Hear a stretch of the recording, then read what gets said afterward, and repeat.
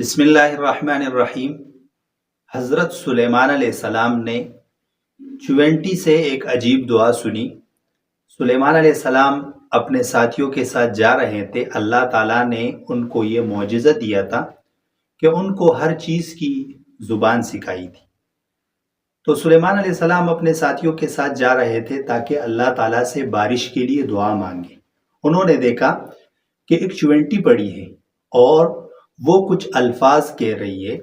تو سلیمان علیہ السلام نے جب اس چونٹی سے وہ الفاظ سنے تو انتہائی عجیب دعا تھی، انتہائی عجیب کلمات تھے، اور سلیمان علیہ السلام نے اپنے ساتھیوں سے کہا کہ تم واپس چلے جاؤ۔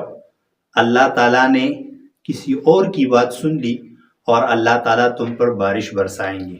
چونٹی کی جو دعا تھی یا کلمات تھے جو سلیمان علیہ السلام نے سنے، وہ یہ عجیب کلمات تھے۔ آپ ان کلمات